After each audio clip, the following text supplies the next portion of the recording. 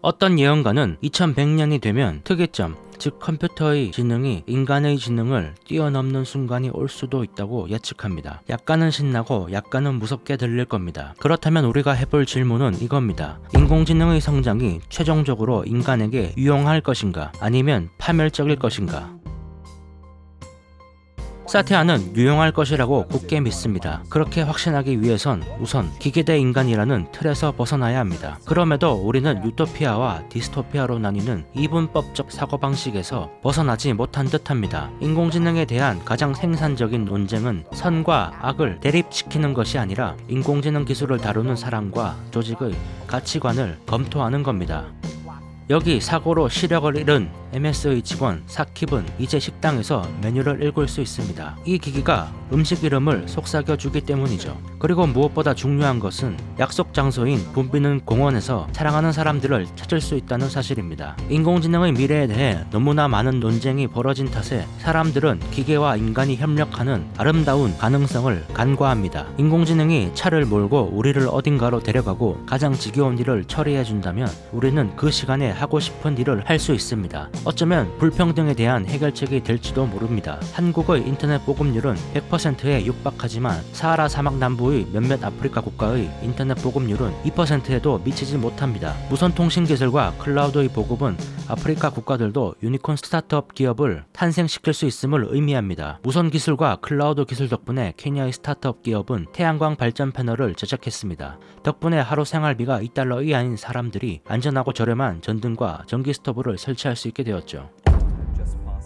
사티아는 고집이 있습니다. 단순히 즐기기 위한 소프트웨어가 아닌 링크드인이나 오피스 365 같이 사람들이 뭔가를 창조하고 연결고리를 만들고 생산성을 더욱 높이도록 힘을 보태는 서비스 분야의 기술에 투자한다는 고집이죠. 그리고 그 대상은 실리콘밸리의 기업뿐만 아니라 아프리카에 사는 열정 있는 젊은이도 포함된다는 말입니다. MS는 컴퓨터를 개인이 사용할 수 있게 대중화함으로써 개인의 생산성을 향상시켰습니다. 이제 MS는 인공지능을 대중화하려고 합니다. 그럼으로써 개인은 다시 한번 생산성이 향상될 겁니다. 이제 가까운 미래에 개인이 자신의 꿈을 이루는데 필요한 기술적 장벽은 낮아질 겁니다. 어쩌면 없어질 수도 있죠. 그런 세상에서 그 세대가 집중해야 할 능력은 어떤 것일까요? 사티아는 4가지를 제안합니다. 첫 번째는 이전 영상에서 말했던 공감입니다. 기계가 공감을 흉내내기는 어렵습니다. 인간과 인공지능이 공존하는 세상에서 공감은 대단히 중요한 요소일 겁니다. 기술을 활용해 인간의 욕구를 충족시키고 싶다면 상대방에게 깊이 공감하고 존중해야 할 겁니다. 두 번째, 교육. 혁신을 창조하기 위해서는 교육에 더 많이 투자해서 사고의 수준을 높여야 합니다. 자율주행으로 전환되는 과정에서 어떤 일자리는 사라지고 어떤 일자리는 생길 겁니다. MIT 경제학교 교수인 데런 S. 모글로 교수는 이렇게 요약하죠. 자동화가 인간의 일자리를 빼앗고 노동자의 소득을 줄일 겁니다. 하지만 더욱 복잡한 업무가 탄생하면서 반대 효과도 생길 겁니다. 복잡하고 다양한 업무가 생겨나는 분야에서는 항상 임금과 일자리 그리고 노동자의 몫이 늘어납니다. 새로 생길 분야에 대한 교육이 필요합니다. 국가나 학교가 나서야 할 뿐만 아니라 개인 역시 자신의 일자리를 되돌아보고 스스로에게 질문을 던져봐야 합니다. 인공지능과 기계가 대중화된다면 내가 필요한 이유가 무엇이지? 삽을 사용하던 노동자는 포크레인을 운전하는 노동자에게 대체되었습니다. 만약 내가 삽을 사용하고 있다면 포크레인 운전 방법을 배워야 합니다. 셋째, 창의성. 인간이 지닌 가장 탐나는 재능이 바로 창의성이죠. 이 사실은 변하지 않을 겁니다. 창의성 있는 무언가를 생각해낼 수 있어야 합니다. 앞으로는 창의성만 있다면 아이디어를 현실에 구현해낼 수 있을 겁니다. 기계는 인간의 창의성을 더욱 높이고 키우며 현실화해 줄 수 있는 도구가 될 겁니다.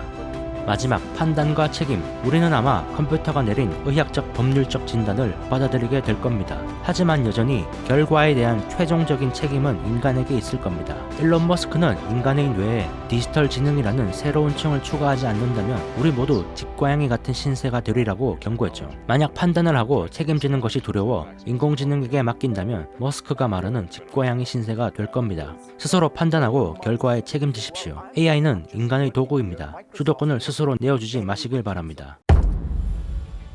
산업혁명이 진행되던 19세기, 인간이 할 수 있는 일의 범위를 근본적으로 바꾼 기술들이 영국에서 개발되었습니다. 자연스럽게 영국은 패권 다툼에서 절대 우위를 점했죠. 다른 국가들은 영국이 발견한 기술에 어떻게 반응했냐에 따라 운명이 결정되었습니다. 벨기아는 영국의 혁신을 받아들여 철도 등의 인프라에 투자하고 친기업 환경을 구축해 산업 생산량을 끌어올렸습니다. 반면 스페인의 산업 생산성은 다른 유럽 국가에 비해 떨어졌죠. 스페인이 다른 유럽 국가에 비해 혁신을 더디게 받아들이고 보호주의 정책을 펼쳤기 때문입니다. 핸들을 발명할 필요는 없지만 빨리 가져다 쓸 필요는 있죠.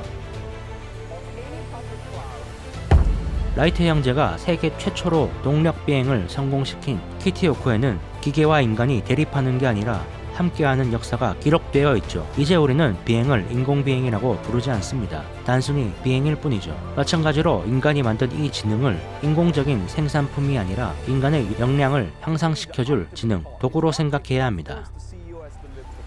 이 영상은 사티아 나델라의 저서인 히트 리프레시의 내용을 요약한 겁니다. 책의 자세한 내용이 궁금하시다면 풀버전 영상을 시청하시길 바랍니다. 영상이 도움이 되셨다면 구독과 좋아요 부탁드립니다. 감사합니다. for the next generation.